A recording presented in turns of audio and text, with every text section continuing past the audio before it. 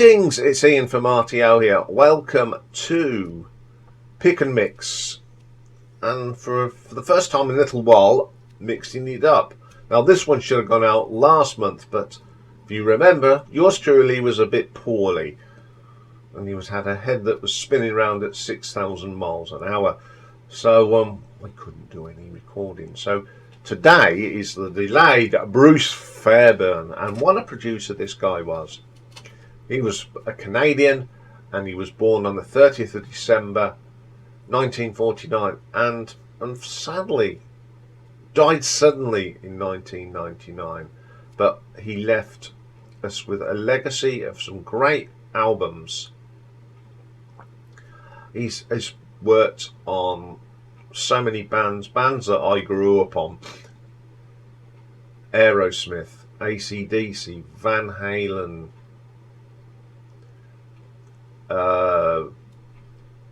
Bon Jovi, it's just to name, In Excess, Scorpions, Chicago. He's worked with them all. Kiss, Yes. His style was notable for introducing dynamic horn arrangements into rock music productions. So we'll have a look at some of his stuff. He won the Producer of the Year Juno Award 3 times. He was actually a trumpet player, so you can understand why. And he started his career as a record producer for a band called Prism. So let's have a look at what Bruce Fairbairn has done and what he brought us. So it all started, his first album was in 1997, and the first album he worked on was an album called Prism by Prism. Now, they're a Canadian rock band that were formed in 1977. Very 70s rock. It's a really decent album. Some of the best tracks on there for me is a track called Open Soul Surgery and Take Me to the Captain. Really good album. Always worth into. 1978, he's back with Prism for their second album, and it's called See Forever Eyes. We got some good tracks on there: Nickels and Dimes, which is pretty good, and No. Really good tracks. Prism must be really impressed with his production, because he did their Live Tonight album in 1978 too. 1979, Prism released their third album, Armageddon. Virginia's good, and the title track Armageddon is pretty good as well. I do like that. Staying in 1979, he starts working with a chap called Iain Lloyd. He's an American rock singer, and the album Goosebumps. Goosebumps itself is a great little rock track, and then I'm Ready is another good track. Moving on to 1980, we're back with Prism for the Young and Restless album. Young and Restless, the title track is killer, one of their best tracks, and Another World.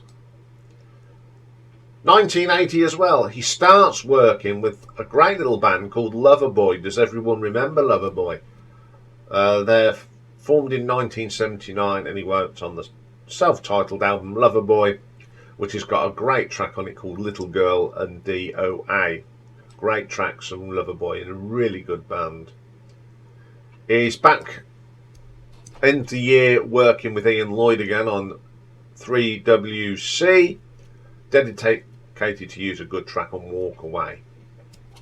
Start of 1991, he's back with Loverboy and their album Get Lucky, and it's got the Working for the Weekend, which is one of their most popular songs, and a track called Jump. Nothing to do with Van Halen. Then he had I don't know what he was doing, because he didn't do anything until 1982, and a band called Strange Advance, and now these are a new wave band, Worlds Away, and to be quite honest, it is not a very good album. There was not one track on there that I could say, yeah, that's good. 1983, he works with Blue Oyster Cult on the Revolution by Night album. good album.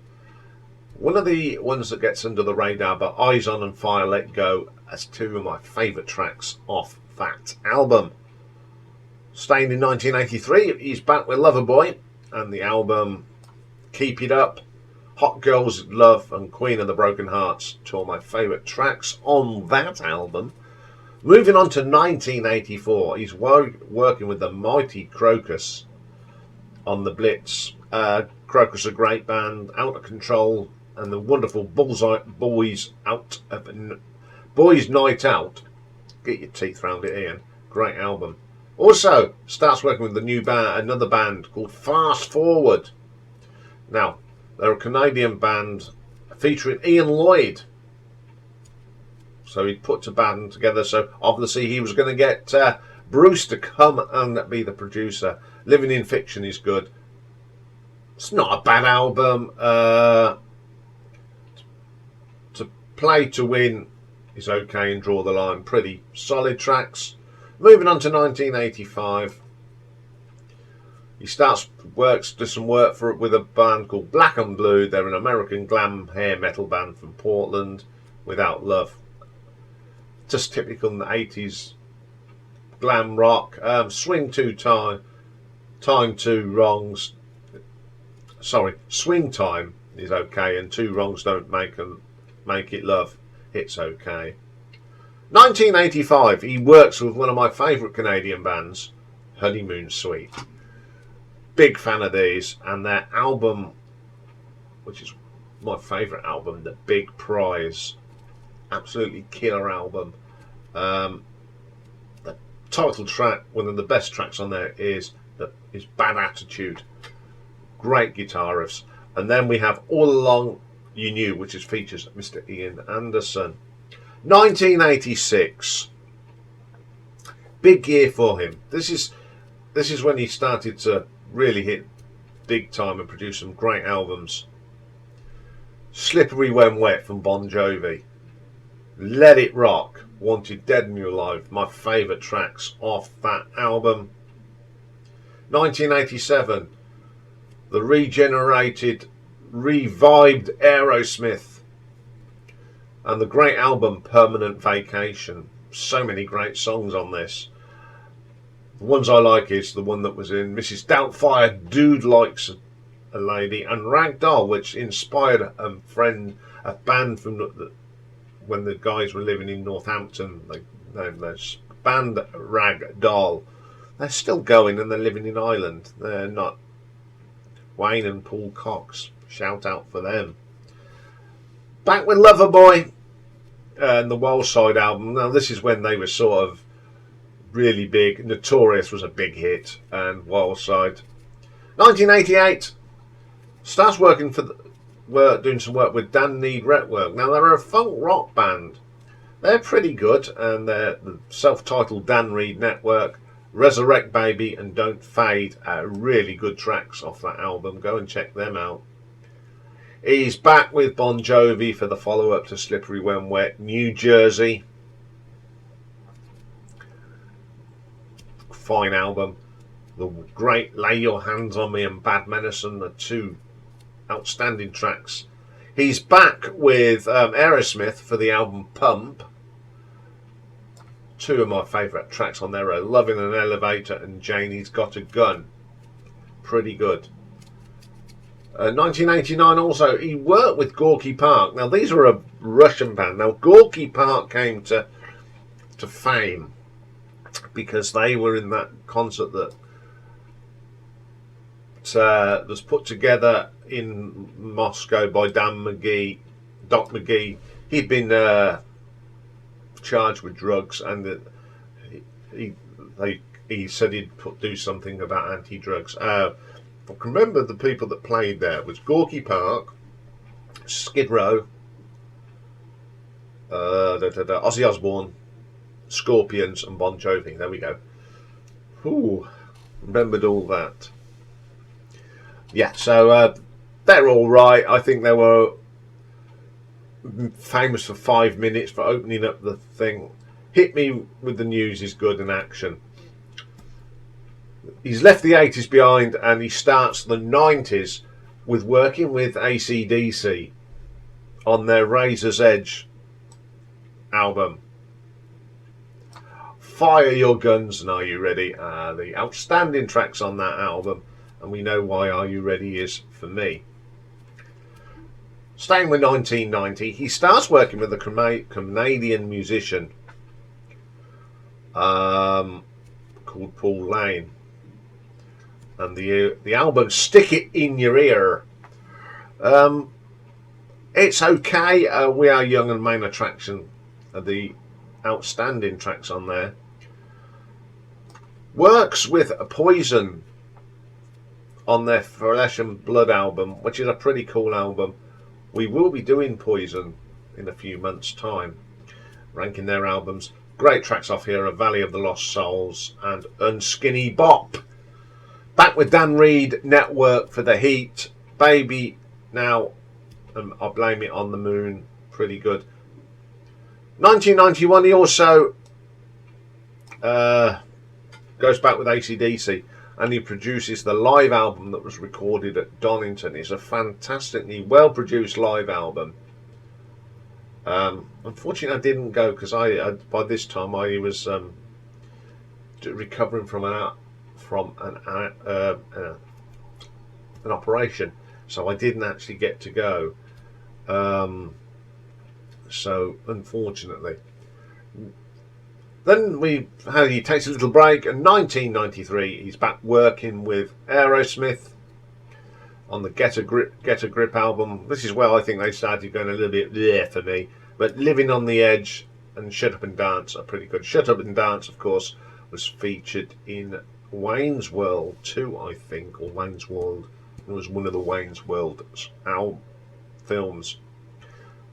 1993, he also works with the Scorpions on their album Face of the Heat. Not one of my particular favourites, but I do love Alien Nation and Under the Same Sun. Great Scorpion tracks. 1994 now, and now he's working with a band called Jackal. Now they're an American rock band, and they've been described as hair metal and southern rock. Interesting combination, you say? Yes.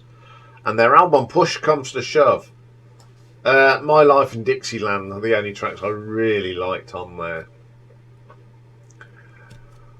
Then 1995, he goes and works with Van Halen on their album Balance.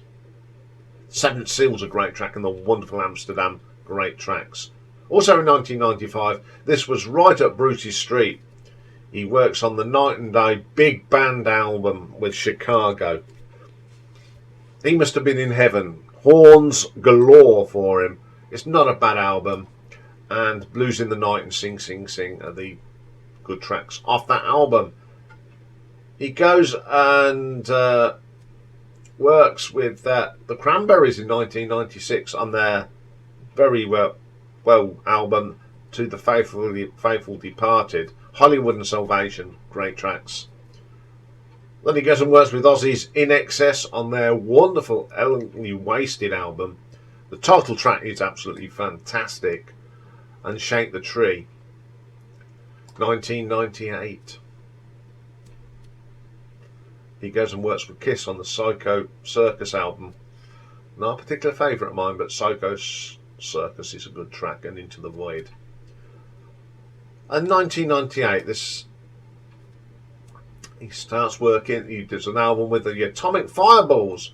Now they're a swing revival band, and they're absolutely brilliant. I never heard this, but boy do I like it. It's absolutely brilliant. And the album Torch This Place, Caviar and Chittins is brilliant, and Hit by a Brick is killer. So this brings it round to 1999, and this was his last album before he sadly died. And he works with Yes on their Ladder album. Now this wasn't a bad album, lovely produced by Bruce, and I love Homeworld on that, and New Language. Some of the best songs off that album. So there we go. There's a little bit of Bruce Fairbairn. As you see, he's worked with some great artists.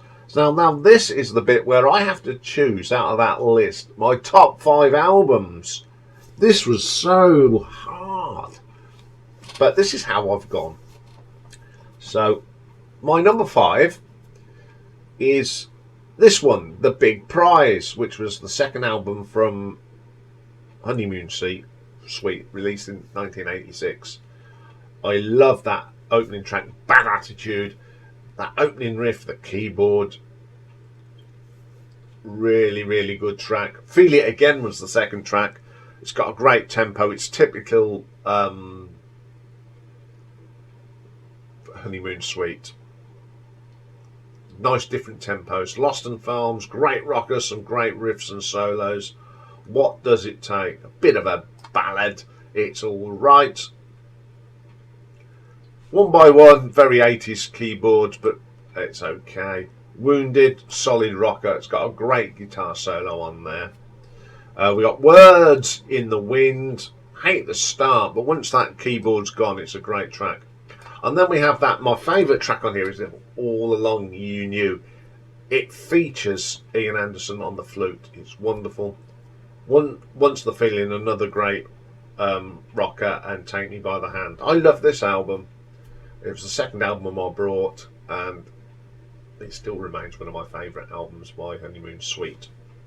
Okay, up next, number 4, I went for Only Wasted by In Excess, released in 1997. It was actually Michael's last ever album. This was released in the April, and he took his own life in the November. First track in here is a great track, Show Me Cherry Baby. I like that track, always have. Elegantly Wasted, Tim's solo is brilliant in that. Everything, very catchy tune, great vocal for Michael. Don't Lose Your Head, one of them funky tracks, some great backing vocals. Searching, yeah, probably the blip on the map. I'm Just a Man, got a nice hook to it, great vocal for Michael on that. Girl on Fire, some great drumming from Joe on that one. We're All Thrown Together, nice track.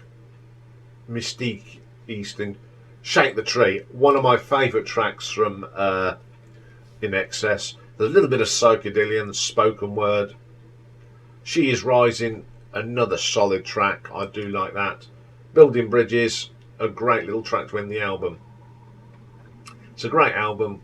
So sad that Michael's last album, but he gave a stunning performance.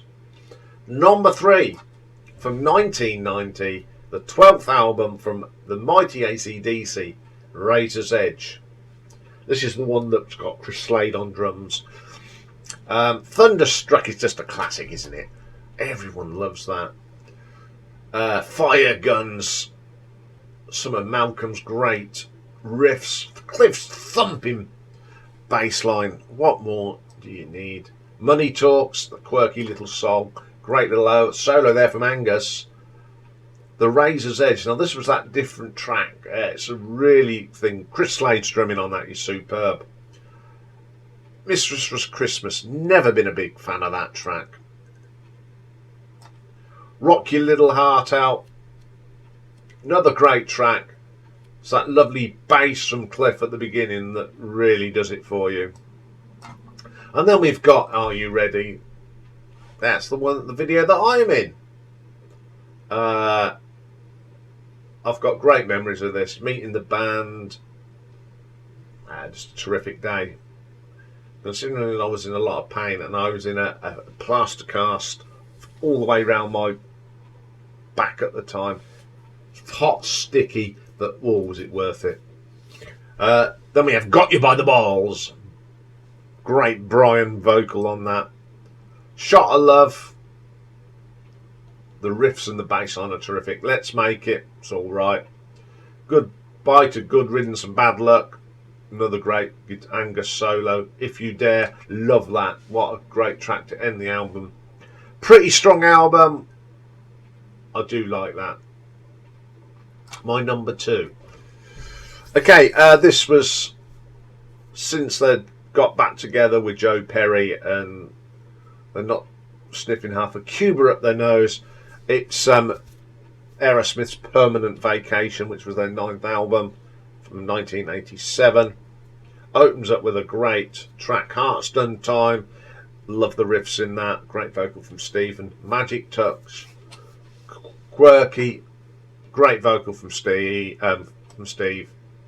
Ragdoll, the catty track. That guys, that's a band that was started in Northampton, now continues in Ireland. Quirky. Samurai, love this track. It's a good old-fashioned Aerosmith rocker. Great riffs from Joe there. Dude looks like a lady. I love this. Mrs. Doubtfire, when she was doing the housework, Robin Williams gets rocking with the vacuum cleaner and the sprue. Brilliant. Next up was St. John. Joey's drumming is great in that. Tom's bass, just another great track. Hangman Jury, I like this. The harmonies are great. Girl Keeps Coming Apart, love the harmonica in it. Great rocker. Angel, yeah, I don't like this. This is the beginning of the start of that MTV nonsense. Permanent Vacation, love the soundtracks, the Caribbean sort of drums, excellent stuff. Then we've got a version of the Beatles, I'm Down.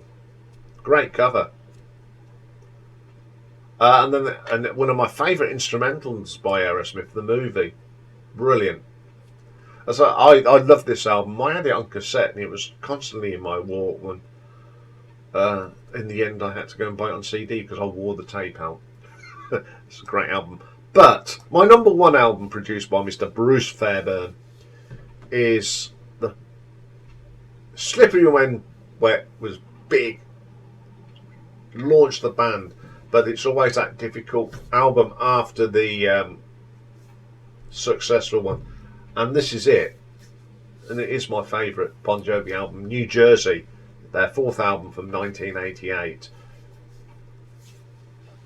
Absolutely killer album. Opens up with Lay Your Hands on Me. I mean, I saw them on this tour, and the opening's brilliant. The drumming from Tico's great.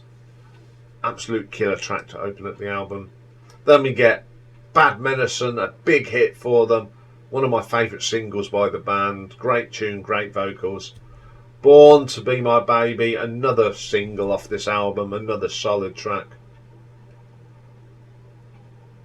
Living in Sin, it's okay. It's not my favourite on the album. Bad Blood, love this. It's a great story song about friendships. Homebound Train, one of my favourite tracks on here. I just love that rocking riff. The drumming from Tico is great on that. Wild is the Wind, this is where we're starting to go all MTV rubbish. And then you get Ride Cowboy Ride. It's one of these sort of listening to it on the radio. And then Stick to Your Guns, very Wanted Dead or Alive, but it's still a really good track. I'll Be There For You. Yuck.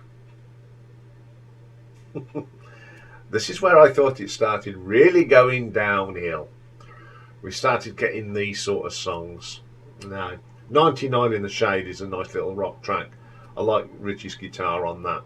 And then Love for Sale is a little bit of nonsense at the end of the album with a bit of harmonica. Well, I do think this is when Bon Jovi were really at their peak. I don't think they never made another album that lived up to it. The others are all okay, but now, you know, Richie's left. John can't sing. But this is probably John Bon Jovi's finest hour. His vocals fantastic on this album. So there we go. The life and times of Bruce Fairbairn. Really enjoyed doing this one because he is probably one of my favourite producers. So that's all for today when it comes to doing videos. But we'll be back at 8 PM tonight for a live stream. But if you can't join us for that, I'll be back first tomorrow. And we were going to have 3 videos, but unfortunately the Sabotage album has not been released due to illness, etc. I haven't got a date for when that's coming out yet, but I will keep you informed. But we have got a little bit of Renaissance music tomorrow. We're going to look at Blackmore Night live albums, and we have got one good new album tomorrow. It's the new album from the brilliant Hawkwind and Stories from Time and Space. So have a great day, everyone. See you tonight on the live stream. Bye for now.